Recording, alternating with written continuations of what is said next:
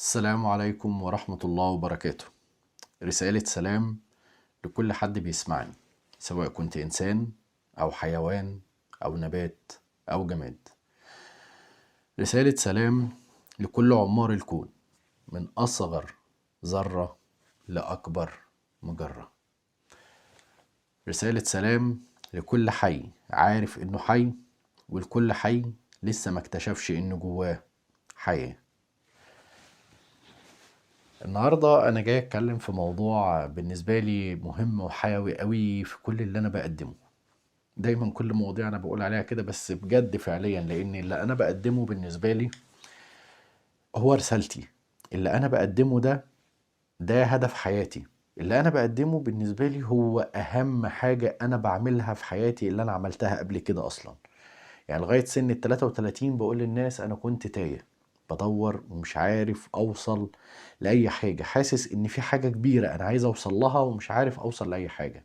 بعد كده حصلت معايا الصحوة الروحانية اللي أنا بحكي عليها في كذا فيديو قبل كده، وخاصة في فيديو رحلتي من الشك لليقين.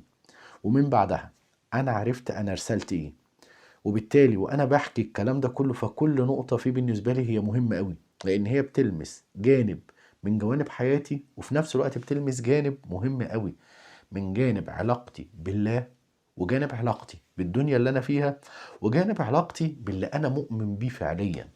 أنا جاي أتكلم عن حاجات هي بالمعنى الأصح إيماني الخاص الكامل اللي موجود جوايا، إيماني المطلق الحمد لله اللي بقى فيه يقين مطلق بالإله اللي بيحكمنا واللي بيحكم كل شيء. وعشان اليقين المطلق بقى موجود جوه قلبي، فأنا أي حاجة باجي أقولها لك بقول لك هي مهمة جدا، لأن هي جزء حيوي ومهم وضروري في الرحلة اللي أنا بقدمها دي. والنهاردة أنا جاي أتكلم في موضوع هو موضوع شائك أوي شويتين، 3 4 5 6، وهو موضوع فكرة إن في باطن. يا ترى هل يوجد باطن في الدين بتاعنا؟ يا ترى هل يوجد علوم ظاهرية وعلوم باطنية؟ وما تفهمش قصدي بوجود علوم باطنية أو علم باطني بالفكرة اللي بتتروج لفترة طويلة، إن مثلا إن الرسول عليه الصلاة والسلام أصر ببعض العلوم لسيدنا علي. دي حاجة مش ده اللي أنا بتكلم عليها نهائيا. أنا بتكلم بباطن إن في معرفة روحية موجودة جوه كل واحد فينا يقدر يكتشفها. هي دي المعرفة الباطنية اللي أنا بتكلم عليها. الموضوع بدأ يتصار بالذات معايا من فترة كده، لما عملت الفيديو الخاص بقصة سيدنا موسى وسيدنا الخضر، رحلة العلم اللدني. الفيديو ده لو انت ما شفتوش هتلاقيه موجود تحت في صندوق الوصف.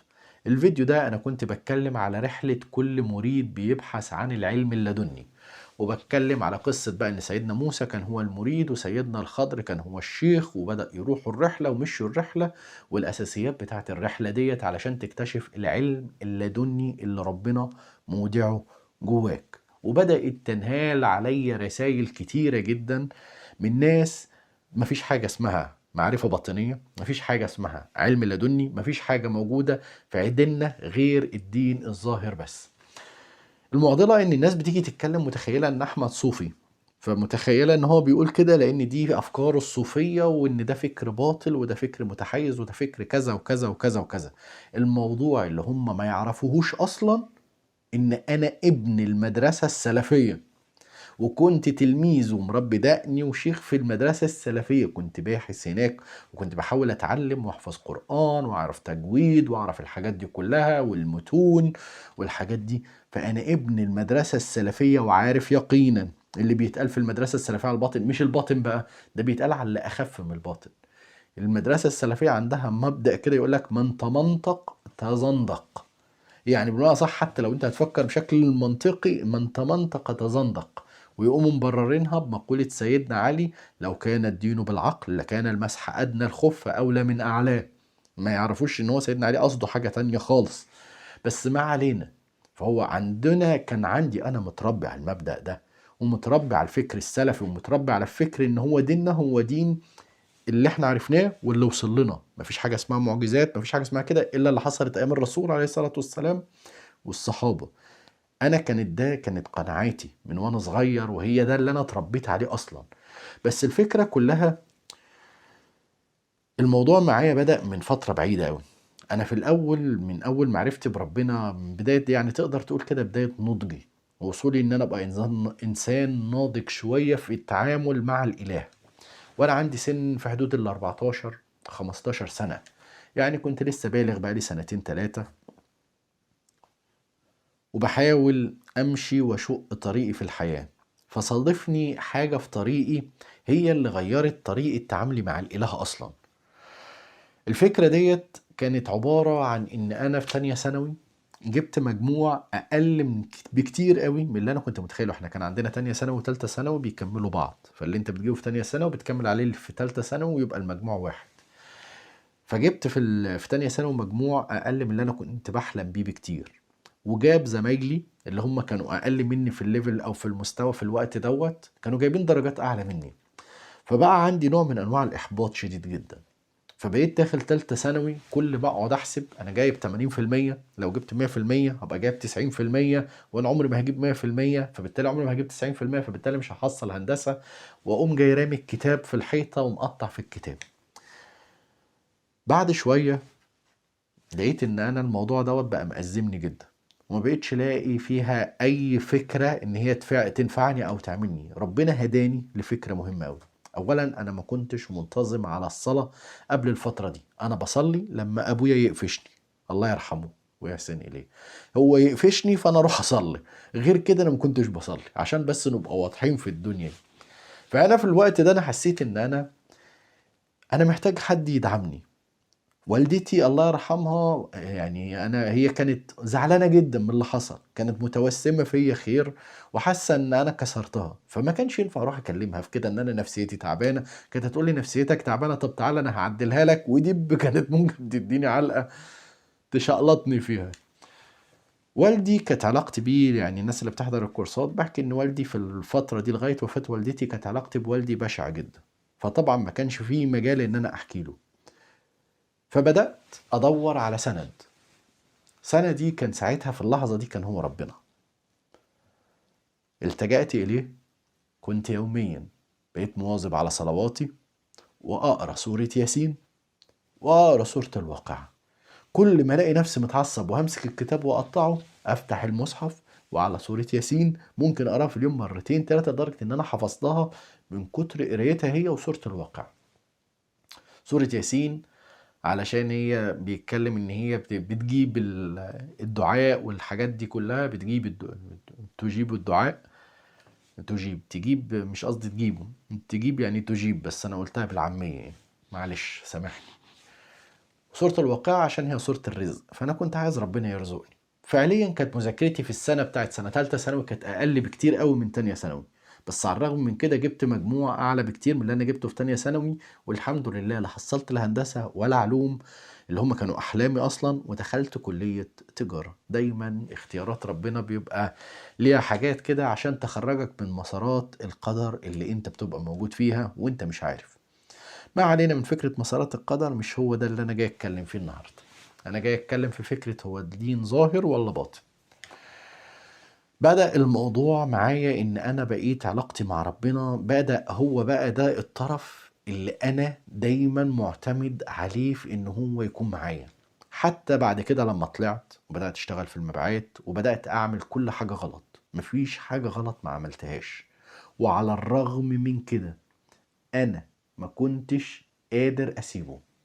هو ده الطرف اصلا اللي بالمعنى الاصح اللي مخليني مكمل في الحياة. هو ده الطرف اللي بالمعنى الأصح ساندني من جوه. هو ده الطرف اللي أنا بروح بعد ما أعك الدنيا ولخبط الدنيا وأبقى مش طايق نفسي من ذنوبي ومن حاجاتي ومن من بهدلتي ولعبكة الدنيا اللي أنا عاملها دي كلها، أروح أصلي. وأنا بصلي أسجد، وأنا ساجد ممكن بالربع ساعة والتلت ساعة عمال أحكي له عن يومي، وأحكي له عن ذنوبي، وأحكي له عن مشاكلي اللي كترت قوي، واحكي له قد ايه انا تعبان. وهو عارف، انت ربنا فانت عارف انا تعبان. انا مش مبسوط ان انا بعصاك. انا عارف ان المعصية انت بتقول لنا ما نعصاهاش علشانك انت، بس انا ضايق ان المعصية دي اصلا تعباني انا علشاني انا. الحقني انجدني. كنت دايما اروح له كده. وبالتالي لما كنت متعامل معاه بالشكل ده انا ما بعملش خطوة في حياتي من غير ما اصلي له استخارة. فلما اصلي استخارة والدنيا تبوظ اروح له اصلي له ركعتين تاني واقول له ايه، فلوسي عندك، فلوسي عندك انت، مش عند بني ادمين. انا صليت لك انت استخارة، ماليش دعوة، انا عايز الحل. انا عارف ان ده الخير، بس مش عارف بقى الخير دوت ازاي. فيا رب وريني حكمتك، ولحد ما توريني حكمتك الهمني الايه، الصبر. ودايما ودايما كانت حكمته بتظهر. دايما كان الموضوع بيبقى بعد كده جالي قوي ان هو الموضوع ده باظ هنا علشان هروح هنا واجيب اكتر بكتير من اللي انا كنت بحلم بيه، وان فكري يتوسع ويكبر ويعمل. كانت هي دي رحلتي مع ربنا دايما. وعلشان كده انا كنت دايما مع ربنا بالذات، هو ده الطرف الوحيد اللي انا عريان قدامه.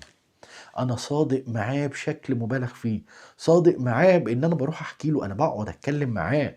بقعد في السجود دايما كده، كان صلاة الجمعة اخلصها واقعد اصلي ركعتين السنة، واقعد في السجود ده ممكن لوحده ممكن نص ساعة. انا عمال احكي له بقى عن اللي عمال يحصل واللي انا بعمله، وانت يا رب انت قصدك ايه، وطب ونعمل ايه، ونتكلم ازاي، ونسوي ايه، ونروح فين، وهتلحقني ازاي من اللي انا بعمله دوت، وهتطلعني منه ازاي. العلاقة ديت خلتني لما جه حصل الأزمة بتاعت فكرة القدر زلزلتني. ليه بقى زلزلتني؟ لأني بدأت أشك بالمعنى الأصح في الحيطة الوحيدة اللي موجودة في حياتي. ساعتها والدي متوفي الله يرحمه، والدتي متوفية الله يرحمها.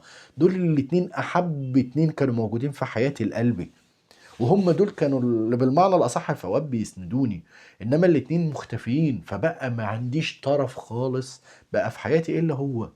الحيطة دي بدأت تتهز، بدأ ينتابني فيها الشك، وهو ده كان أساس المشكلة. هو ده أساس اللعبكة اللي تعبت لي حياتي. أنا لو حد مؤمن الإيمان التقليدي فأنا عادي كنت هقوم مكتم الصوت دوت، أنا خلاص ومكمل حياتي كده، ويبقى ربنا يدخلني الجنة. بس أنا عمري ما كان تعاملي مع ربنا كده. انا طول الوقت انا بتعامل مع ربنا ان هو موجود معايا، بيتكلم معايا، بناقشه، بحكي له اللي موجود، عشان انا واثق ان هو موجود وهو اللي بيسندني وهو اللي بيطلعني من الحاجات. دلوقتي بدأ يبقى في شك، فالشك دوت ما كانش مقبول في العلاقة اللي ما بيني وما بينه. فلما حصل الشك دوت الموضوع قتلني وتعبني جدا من جوه، لاني ما ينفعش ابقى شاكك مع ربنا اللي انا صادق معاه. وعلشان كده لما رحت له قلت له يا رب يا حق، لو انت فعلا حق وريني حقك. انا متعود ان انا اتكلم معاه، فانا بكلمه بصيغة اللي هو بقى انا بستجديك، الحقني انت يعني، انت اللي باقيلي، ما عنديش غيرك، الحقني. اه، انت انت مصدر اماني، ولو انا اتخليت عنك انا ضعت. بس لو انا سبتك وانا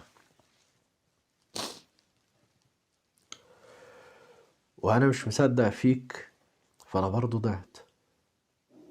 الخناقة كانت ما بين ان انا ضعت هنا او ضعت هنا، وما كنتش في اللحظة دي شايف ان في ليها اجابة.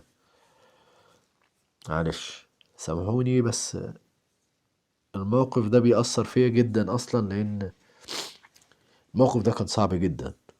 بس هي الفكرة كلها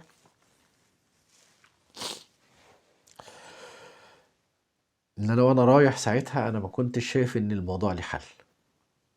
انا دعيت دعوة يأس، دعيت دعوة اللي هو خلاص الدنيا انا بموت من جوه مش بموت من بره.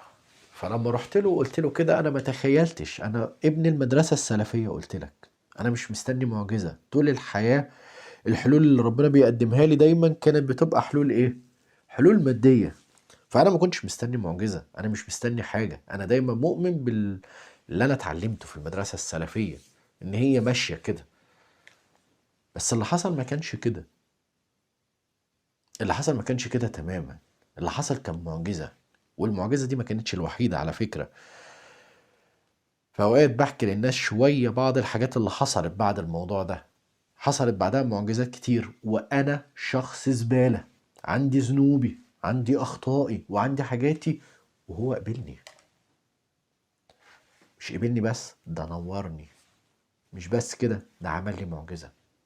صوت من جوايا بيجاوبني وبيقول لي على حاجات أنا ما أعرفش عنها شيء، مش أنا بس، ومحدش فيكو يعرف عنها شيء. لما الناس بتحضر كورس خريطة القدر بالكامل، الناس بتندهش. انت اكيد قاعد في الموضوع ده سنين عشان تطلعه. والله ما سنين، الفكرة كلها ان مش مني، ده منه. ربنا شاء ان هو يعرفني الحق بتاعه، ولما اختار ان هو يعرفني الحق بتاعه، ساعتها عرفت ان الحق مش موجود في مصحف، حق مش موجود في انجيل، حق مش موجود في توراة، الحق موجود جوانا اصلا. المصحف والإنجيل والتوراة هم جايين يعرفوك اللي انت عارفه ومش فاكره. فلما حد يجي يكلمني يقول لي مفيش باطن، انت محروم.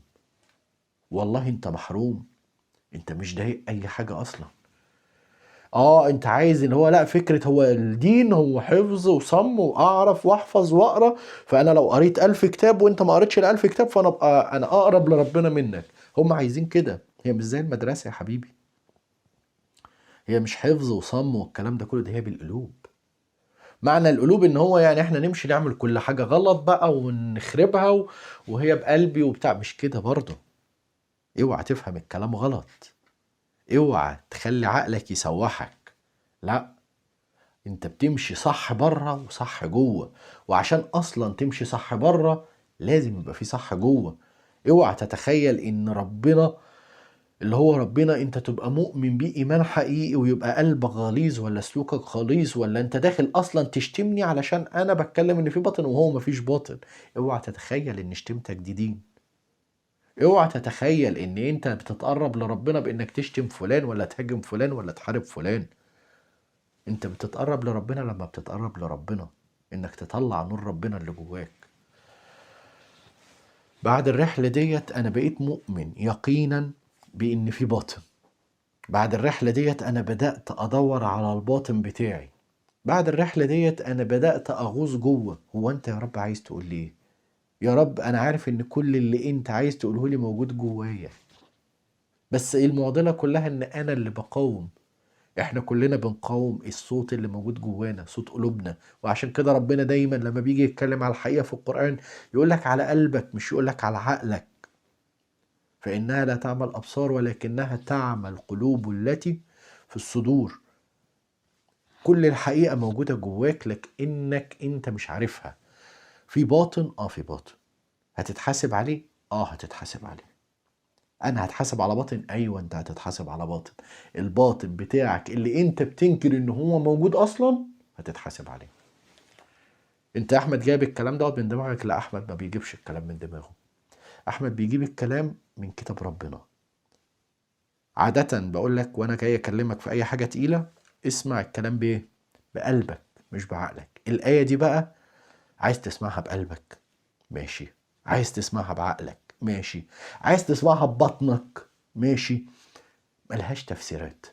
الآية واضحة وصريحة وضوح الشمس، مش محتاجة ان انت تأولها اصلا، مش محتاجة عيل صغير انك تشرحها له. هي واضحة لدرجة مهولة جدا ان في باطن، والباطن ده انت هتتحاسب عليه يوم القيامة قصاد ربنا لو انت ما اكتشفتهوش ومعرفتش الحق اللي فيه. بسم الله الرحمن الرحيم. وإذ أخذ ربك من بني آدم من ظهورهم ذريتهم وأشهدهم على أنفسهم ألست بربكم؟ قالوا بلى شهدنا أن تقولوا يوم القيامة إنا كنا عن هذا غافلين، أو تقولوا إنما أشرك آباؤنا من قبل، أو تقولوا إنما أشرك آباؤنا من قبل وكنا ذرية من بعدهم أفتهلكنا بما فعل المبطلون وكذلك نصرف الآيات ولعلهم يرجعون. أظن ملهاش تفسير، مش محتاج إن أنا أفسر لك. ربنا هنا بيقول لك ان انت اتخذت من ظهر سيدنا ادم وكنت حاضر المشاهد كلها، واشهدك ربنا على نفسك، ألست بربكم؟ انت عارف كل حاجة. قالوا بلى شهدنا. وبيقول لك بقى عشان ما تجيش يوم القيامة، يعني انا هسألك يوم القيامة على الموقف ده، انت كنت حاضر وشاهد، عشان تيجي تقول يوم القيامة ايه ده انا ما كنتش اعرف، عشان ما تجيش يوم القيامة كده ان تقولوا ان كنا عن هذا غافلين، او تقولوا تقول بقى ان انا اتبعت السلف، انا اتبعت الشيخ فلان، انا اتبعت الشيخ علان، انا اتبعت كنيستي، انا اتبعت معبدي، انا اتبعت اللي. او تقولوا انما اشرك اباؤنا من قبل وكنا ذرية من بعدهم افتهلكنا بما فعل المبطلون. خد اهلي، خد عيلتي، خد الناس كلها، بس ما تحاسبنيش. هتتحاسب على ايه؟ هتتحاسب على الباطن اللي ربنا حطه جواك وانت ما فكرتش اصلا انك تدور عليه. لا، وجاي تخانق احمد ابو طالب علشان بيقول لك ان جواك باطن. لا يا حبيبي، ما تخانقنيش، روح خانق ربنا. روح خانق ربنا زي ما انت متعود تخانقه في خيالك وممكن انك بتتخانق معاه. روح اعترض على ربنا زي ما انت عمال تعترض عليه طول حياتك، في رزقك وفي قدرك وفي حياتك وفي دنيتك وفي الحروب اللي بتحصل وفي الناس اللي بتموت. وانت بتنكر كل ده. بتنكر كل ده ليه؟ علشان هم فهموك ان انكارك ده دين. لا يا حبيبي، انكارك ده مش دين. روح دور على الحقيقة اللي موجودة جواك. ربنا موجود حقه في جوه قلب كل واحد فينا. بجهز دراسة كبيرة جدا عن كلمة التذكر في القرآن. في القرآن ربنا موضح لنا كلمة التذكر ديت، بيحكي لك انك انت عارف كل حاجة بس انت مش متذكرها. بجهز دراسة كبيرة فهنتكلم فيها وهنتكلم في آيات كتيرة، بس يكفيني منهم 3 آيات بساط شبه بنقراهم كل جمعة. سورة الأعلى، سورة الغاشية، ووراهم السورة الثالثة اللي وراهم سورة الفجر. في سورة الأعلى يقول له ربنا بيقول للرسول فذكر إن نفعت الذكرى. فذكر، فكرهم إن نفعت الذكرى. إيه اللي هيحصل؟ سيذكر من يخشى ويتجنبها الأشقى. سيذكر من يخشى.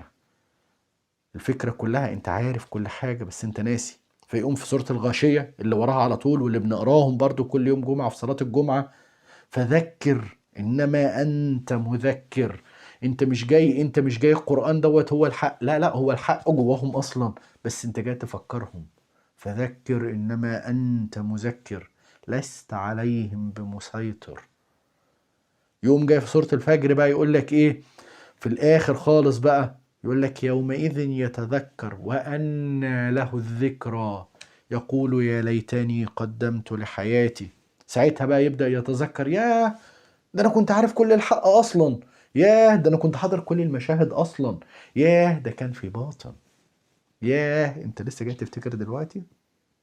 فيومئذ لا يعذب عذابه احد. مش محتاج حد يعذبه، هو هياخد نفسه كده بنفسه وراح يعذب نفسه. ولا يوثق وثاقه احد، محدش هيربطه.